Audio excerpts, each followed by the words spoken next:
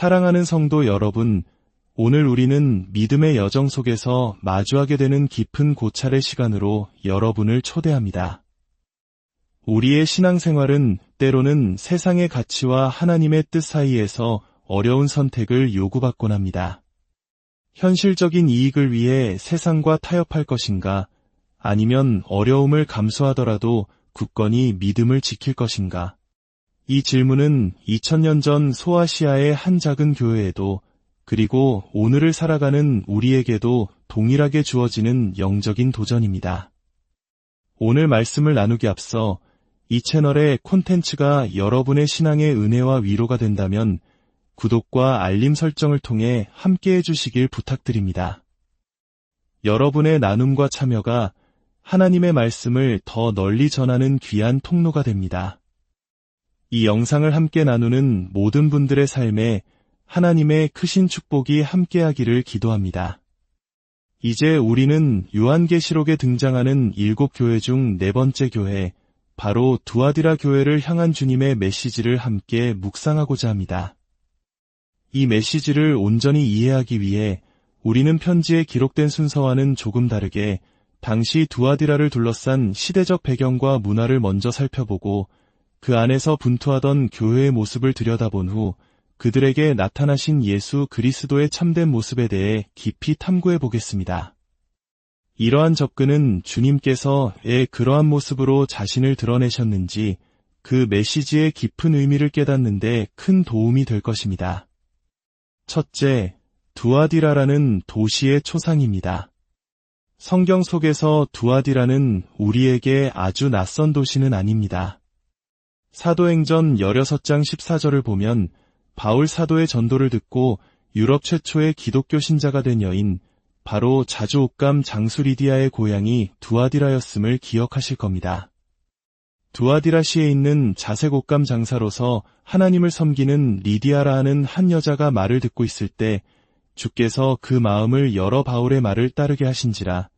많은 학자들은 리디아가 회심한 후 고향으로 돌아가 교회를 세우는데 중요한 역할을 했을 것이라 추측합니다.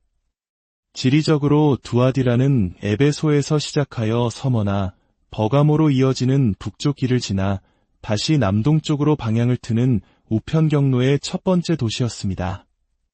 버가모에서 남동쪽으로 약 72km 떨어진 넓은 계곡에 위치한 이 도시는 견고한 요새 도시였지만 계곡이라는 지형적 한계 때문에 외부의 강력한 군사력 앞에서는 스스로를 방어하기 어려운 약점을 가지고 있었습니다. 실제로 기원전 190년 로마 군대는 이 계곡을 통해 쉽게 도시를 정복했습니다. 이 사실을 잠시 기억해 주십시오. 이는 나중에 중요한 의미를 갖게 됩니다. 두아디라는 중요한 교역로가 교차하는 상업의 중심지였습니다. 이러한 지리적 이점 덕분에 도시의 경제는 크게 번성했습니다. 특히 두아디라는 다양한 수공업 조합, 즉 길드로 유명했습니다. 염색공, 화가, 무두장이, 제단사, 도공, 그리고 양모와 리넨, 구리와 청동 같은 금속을 다루는 기술자들이 각자의 길드를 형성하고 있었습니다. 여기서 청동이라는 단어는 잠시 후 우리가 만나게 될 빛나는 청동 같은 발을 가지신 그리스도의 모습과 연결되니 주목할 필요가 있습니다. 그러나 이 도시의 영적인 분위기는 매우 어두웠습니다.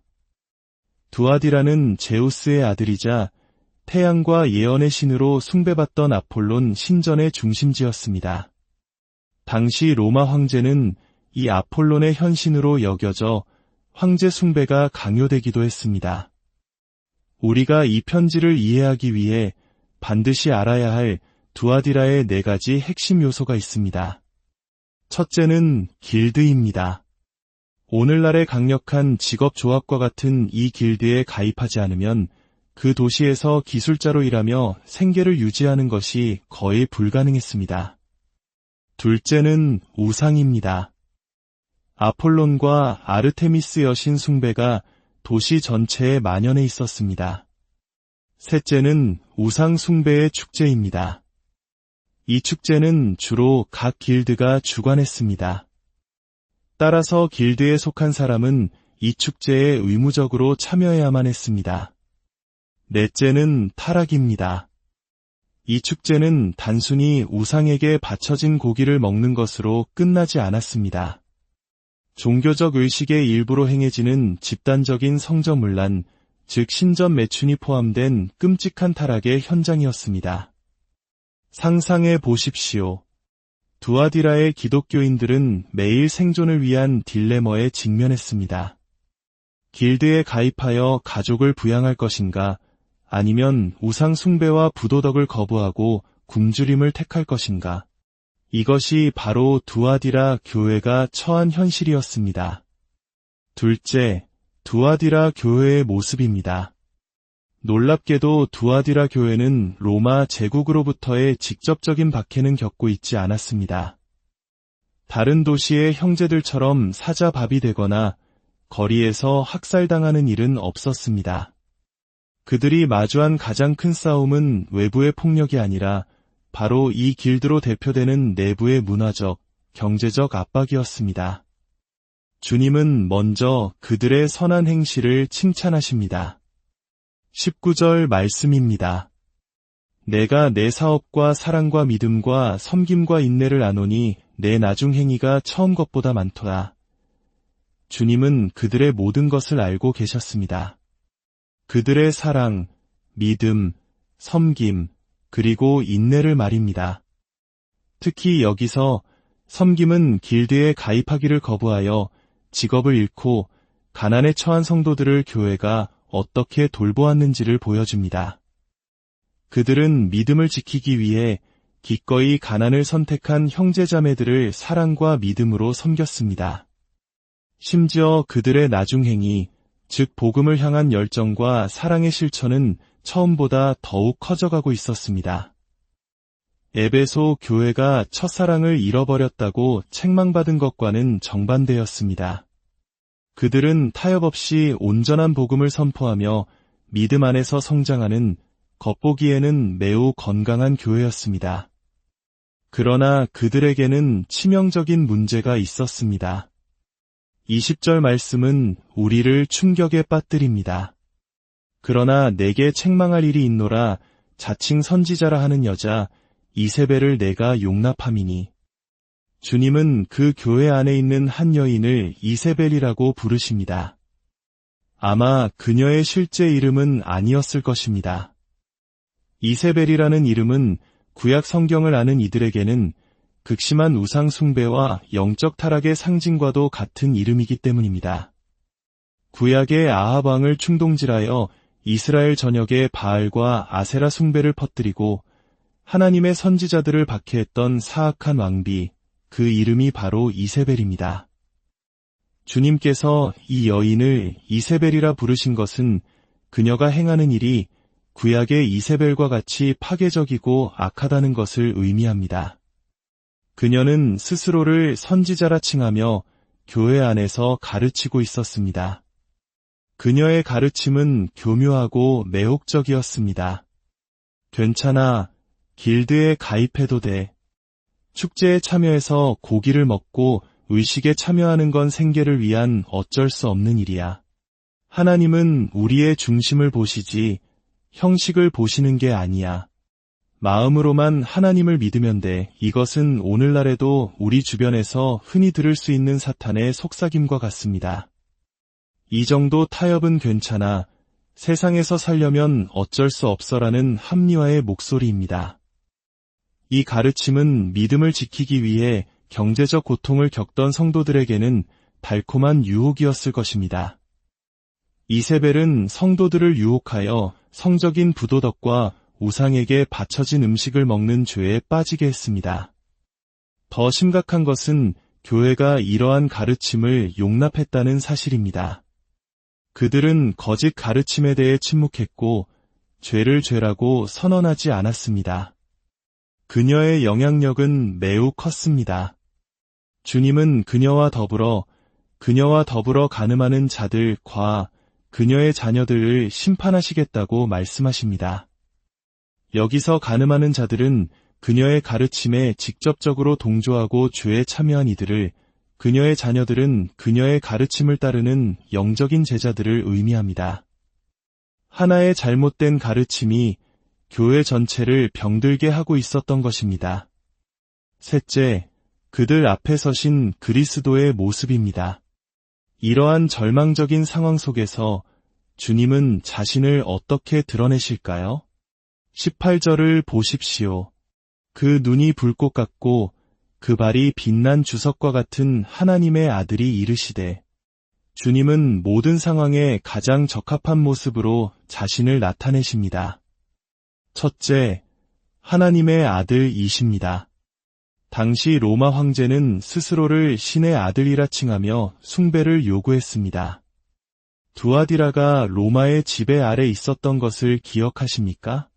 주님은 세상의 통치자가 아닌 오직 자신만이 참된 하나님의 아들이심을 선포하십니다.